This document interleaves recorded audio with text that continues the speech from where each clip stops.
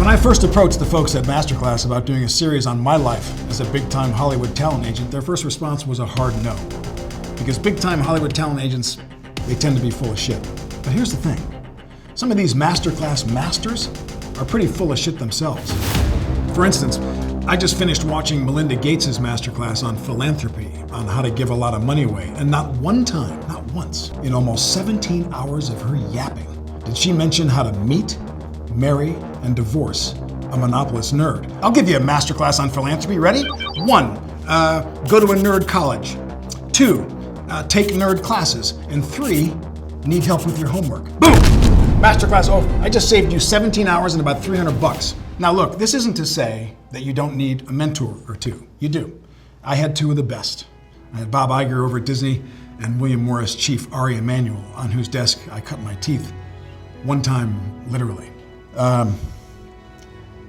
It's a tough memory. It was just after Ari bought the UFC, the mixed martial arts fighting promotion. And we were kind of going around the table getting ideas. And stupidly, I said that if you're gonna pay fighters only 10 or 15 grand to get their faces beaten in and risk their lives every time they enter an octagon, that maybe you should offer them health insurance. Now, the second I said it, I knew it was maybe the stupidest thing I ever said, because here's the deal. Big-time finance is very complicated. Only a few of us really understand it, but I think I can break it down for you. Ari Emanuel last year made about $300 million, okay? Now pay attention. If he paid for the health insurance of his fighters, then that $300 million figure goes down. Stupid. And the minute I said it, I knew it. So Ari naturally had to take action, so he asked me to open my mouth and put it over the corner of his desk like that, and he just went BAM! Like that. And needless to say, that was it for me and Ari Emanuel. And I went to work for Bob Iger over at Disney. Bobby Igloo, man, changed my life. And one time we were drunk on White Claws. Bobby Igloo loves the White Claws. And he said to me that I needed to get custom oversized collars for my shirts. And I remember saying, why? And he said, because guys like you and me, we can't show our necks. And he leaned in close and he said, because we are lizard people. And I remember I wanted to laugh, but he's more powerful than me, so I did what you do. Consider this lesson number 1. I just nodded and I smiled, okay? I am big-time Hollywood talent agent Zander Gonif, and this is my masterclass.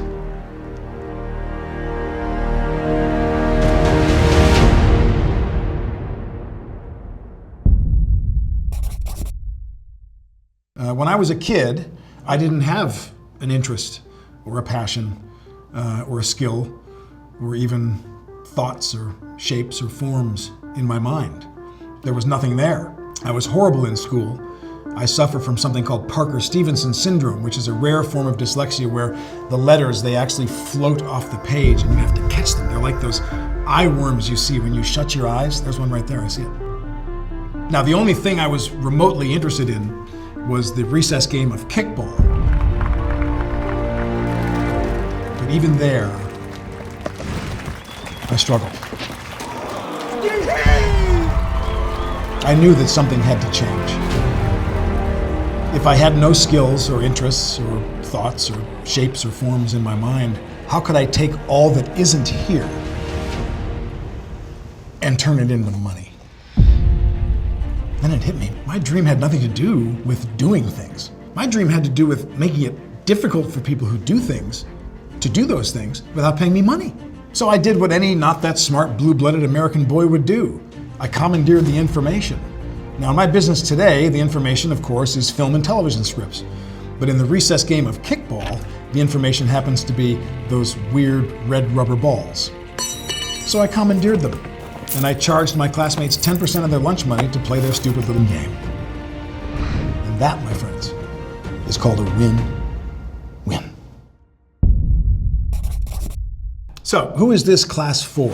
Now, look, most young agents coming up, they say they want to really support artists. They want to really do the work for them. Now, look, that sounds good. You want to say that out in the world. But in practice, it's a one-way ticket to becoming someone who doesn't matter at all. Okay, so new talent, right?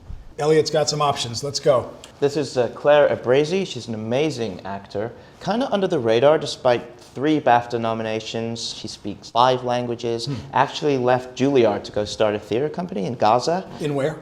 Gaza, the Middle East. Oh, okay. Which I thought was pretty virtuous. And My only question is this, how old is she?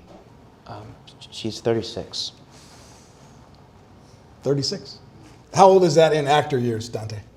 54. Keep going. 55? Keep going. 58. 58. That's it. Well done. You're doing your homework. Now, I don't even need to know her age to know she's wrong. Just look. Just look. What do you think? Nothing? Freckles? You see her eyes? 1.5 inches. Okay. Look at this beautiful actress.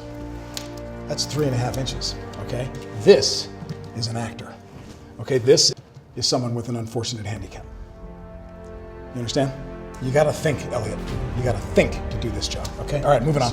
Your job as a big-time Hollywood talent agent will be to squeeze creative people really hard until they stop producing or get old or they start a podcast.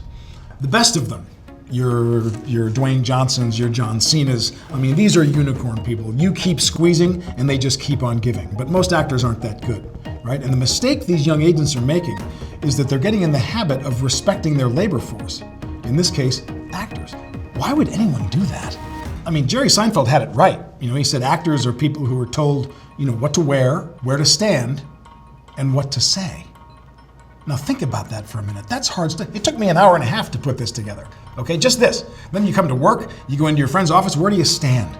It can be so awkward. How do you know, by the water cooler, you got your leg up, leg down, and then the big one.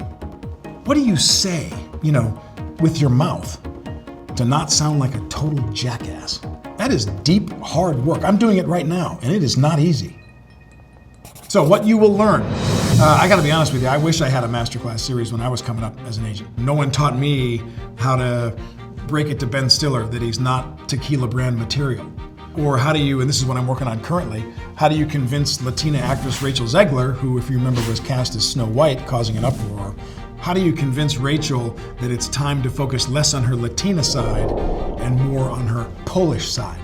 Now, everyone was aghast, of course, because they couldn't handle the Zander Gonif reel, right? Until I pitched the idea of Rachel playing Polish revolutionary Lech Walesa in a biopic written and directed by J.J. Abrams, who, before you cancel me, okay, spent his gap year in Warsaw. Okay, so no conflict there. Okay, so as you guys know, I've been selected to produce the next Met Gala. Right? Ideas, Dante. Okay, what if the guys all dress like girls? You know, dresses, skirts, and then the girls... This is 2006 right now? No. Elliot? Well, I think the event is an amazing opportunity for celebrities to engage in global issues. Child poverty. I have a cousin that works for UNICEF, and You want the Met Gala to be not about fashion, but about poverty. Bad idea. Scott? Okay, we get everyone in there, and they're dressed up and doing whatever, Yep. and they're feeling good. Yep. And the last second, we take away the cameras.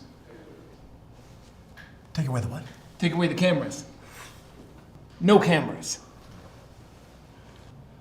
No cameras. I'm picturing Jared Leto, right, in some spacesuit, walking around with no one taking his picture. I mean, that's entertainment. Great job, Scott. You too. Long way to go. The myth of the middle. Now, this is very important, so pay attention. There is no middle class in Hollywood. There's no middle class anywhere, for that matter. Now, I understand that sounds bad, right? But it's actually a positive trend. Because who in their right mind wants to be in the middle of anything? In my business, in any business, you need to be massively successful, a huge star. Because here's the bottom line. In order to be happy, you either need to be very rich or be as poor as you possibly can, okay? What do billionaires and those folks digging for cobalt in the Congo have in common? They're happy. Billies, of course, can do whatever the hell they want, right? And those guys digging for cobalt in the Congo, I've seen the information, right? They got their Adidas sliders on, their little clickety-clack language, their Michael Jordan t-shirts, they're smoking other people's thrown away cigarettes. I mean, they're telling jokes. These people are happy. You see, it's the middle people. You know the ones not rich enough to not give a fuck and not poor enough to avoid taxes and fees. Those people are miserable. You don't want to be caught in the middle in the Congo, and definitely not in Hollywood. No. So, if you take anything away from this masterclass, I hope it's this, that I will not be giving you all of my secrets. You see, because you are potentially my competition, and I do not want you to win. In fact, I want you to lose so that I can win more. Now, if that doesn't scare you, and if it kind of turns you on, then this might be the right business for you. So, enjoy the rest of my masterclass, and I look forward to someday relishing in seeing you fail. Cheers. Is that it? Oh, wow, cool. All right, I gotta tell you, that's not that easy. That's kind of hard work. Cool. Where are my keys? Oh, there they are.